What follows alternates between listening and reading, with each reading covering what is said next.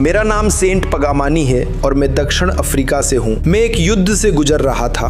मैं अपने परिवार के साथ पारिवारिक युद्ध से लड़ रहा था और मेरा परिवार समुद्र की रानी से एक प्रकार के वाचा में जुड़ा हुआ था। इसलिए मैं पारिवारिक वेदियों से जुड़ी आत्मिक लड़ाइयों का सामना कर रहा था। ये दुष्ट शक्तियां मेरे विवाह में भी झगड़े और विवाद पैदा करती थी। मुझे हर तरफ से हमला किया गया था। ऐसा लगा जैसे हर कोई मेरे खिलाफ हो गया था। सब कुछ मेरे खिलाफ था। मैं ऐसे समय पर था जब मैं पूरी तरह अकेला था। कोई भी मेरे संघर्ष को समझ नहीं पा रहा था। इसलिए मैंने उपवास शुरू किया। मैंने सोचा कि एक ही तरीका था, लगातार आगे बढ़ना, क्योंकि वहां कोई नहीं था जो मेरा हाथ पकड़ सके या मेरे लिए प्रार्थना करे। इसलिए मैंने आगे बढ़ने और अपने परिवार के लिए खड़ा रहने का निर्णय लिया था। इस हफ्ते मुझे एक सपना आया। मैं बहुत बड़ी संख्या में दुष्ट शक्तियों का सामना कर रहा था। मुझे समझ नहीं आ रहा था कि क्या हो रहा था। अचानक वे दुष्ट शक्तियां पीछे हटने लगी। फिर मुझे लगा कि मैं बहुत तेजी से पीछे की ओर जा रहा था। जैसे पुराने डीवीडी में रिवाइंड करने पर सब कुछ पीछे चलता है, वैसे ही सब कुछ उल्टा चल रहा था। वे दुष्ट शक्तियां किसी चीज पर कब्जा कर रही थी। फिर मैंने खुद को आगे बढ़ते हुए देखा और एक तेज गति से निकलते हुए देखा। मैंने एक पोर्टल देखा जो एक बड़े तारे के आकार का था। वहां बहुत सारी दुष्ट शक्तियां थीं जिन्हें मैं गिन भी नहीं सकता था। उनमें से कुछ ज़ॉम्बी जैसे मृत शरीर जैसे दिख रहे थे। जब मैं उस क्षेत्र से बाहर निकलने ही वाला था, मैंने 666 संख्या सुनी। फिर मैं वहां से बाहर निकल गया। आज की सेवा में मैं प्रभु की आराधना कर रहा था। ये आराधना के साथ शुरू हुई थी। मैं बस प्रभु की आराधना कर रहा था और ये मेरे लिए एक बहुत ही नम्र अनुभव था। मैं इसे ऐसे ही कहूँगा, ये मेरे लिए बहुत ही विनम्र करने वाला क्षण था। फिर एक समय पर पापा ने कहा कि हमें अन्य भाषाओं में बोलना चाहिए। तब मैंने भी अन्य भाषाओं में बोलना शुरू किया। जब मैं अन्य भाषाओं में बोल रहा था, मैंने एक मुकुट देखा। वह मुकुट मोतियों और कई तरह के कीमती पत्थरों से बना हुआ था। जब पापा ने मेरे लिए प्रार्थना की तो मैं फिर उसी सपने में चला गया। मैं फिर से उसी सपने में चला गया।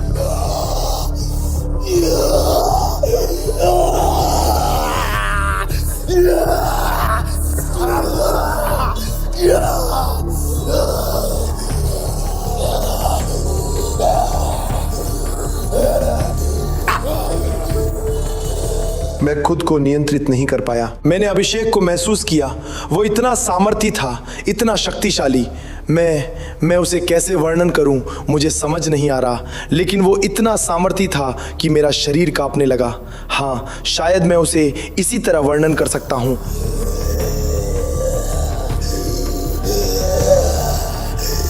लीव हिम, उसे छोड़ दो।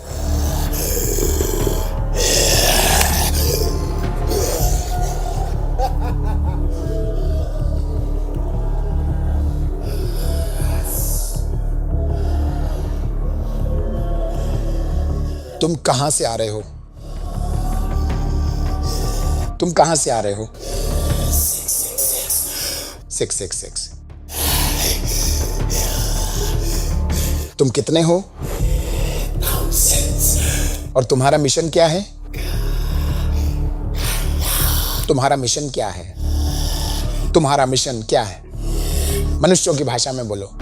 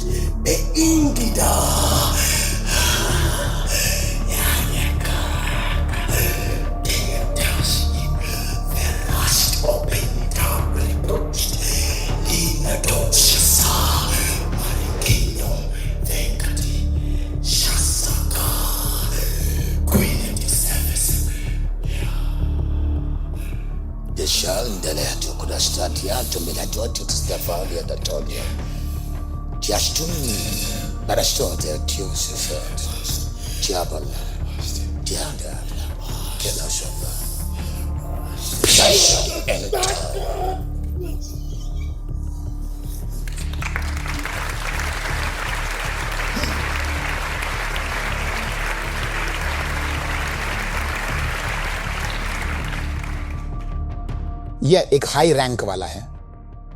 उन्हें भेजा गया है क्योंकि हम जो समुद्री आत्माओं के विरुद्ध उपवास और प्रार्थनाएं कर रहे हैं, इसलिए वे, आप जानते हैं कि मुझे मसीहियों के साथ क्या समस्या है। हम अभी तक आत्मिक युद्ध के लिए तैयार नहीं हैं। हम तैयार नहीं हैं, और यही कारण है कि यीशु पीड़ित हैं। हर बार जब मैं उन्हें देखता हूं, वे रो रहे होते हैं। उनके लोग तैयार नहीं हैं।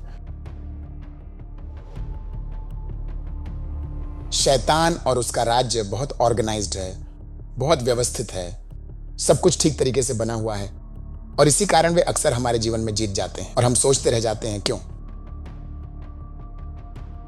उसे भेजा गया था, लेकिन अब वह आजाद है।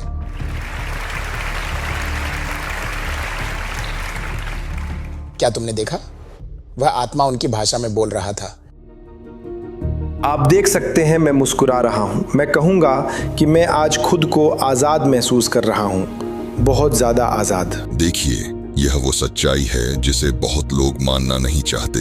हम एक युद्ध में हैं, लेकिन हम में से ज्यादातर लोग इसके लिए तैयार नहीं हैं, और इसी वजह से हम बार बार वही लड़ाइयां हारते रहते हैं। लेकिन असली सवाल यह है, क्या आप वैसे ही अनजान बने रहेंगे या आप जागेंगे? क्योंकि दूसरी तरफ की शक्ति भ्रमित नहीं है, वह संगठित है, व्यवस्थित है और लगातार सक्रिय है। इसलिए अगर आप आत्मिक रूप से सतर्क नहीं हैं, तो आप पहले से ही नुकसान में हैं। लेकिन ऐसा रहना जरूरी नहीं है। आप बदल सकते हैं, आप तैयार हो सकते हैं, आप उठ सकते हैं, और जब आप यह समझ लेते हैं, तब आप सिर्फ एक दर्शक नहीं रहते, आप एक योद्धा बन जाते हैं। आत्मिक संसार में लड़ाई भावनाओं से नहीं जीती जाती, बल्कि जागरूकता, अनुशासन और परमेश्वर के वचन की शक्ति से जीती जाती है। बाइबल कहती है, क्योंकि हमारा युद्ध शरीर और लहू से नहीं, परंतु प्रधानताओं, अधिकारों और इस अंधकार के संसार के शासकों और आकाश में दुष्ट आत्मिक शक्तियों से है। इफिसियों 6:12। इसलिए यह लड़ाई साधारण नहीं है और आपकी तैयारी भी साधारण नहीं हो सकती। पर अच्छी खबर यह है कि परमेश्वर ने हमें अकेला नहीं छोड़ा है, उसने हमें पूरी आत्मिक कवच दी है। इसलिए परमेश्वर के सारे हथियार बांध लो ताकि तुम शैतान की युक्तियों के सामने खड़े रह सको। इफिसियों 6:11। जब आप सत्य की बेल्ट बांधते हैं, धार्मिकता का कवच पहनते हैं, विश्वास की ढाल उठाते हैं और आत्मा की तलवार जो परमेश्वर का वचन है उसे थामते हैं, तब आप कमजोर नहीं रहते, तब आप अडिग खड़े रह सकते हैं। क्योंकि लिखा है, परमेश्वर के अधीन हो जाओ और शैतान का विरोध करो तो वह तुमसे भाग जाएगा। याकूब 4:7। तो यह संदेश सिर्फ डराने के लिए नहीं है, यह आपको जगाने के लिए है। आप एक हारने वाले नहीं हैं, आप एक तैयार किए गए योद्धा हैं। अब सवाल ये है, क्या आप तैयार होंगे? जुड़े रहिए, क्योंकि अभी बहुत कुछ खुलना बाकी है।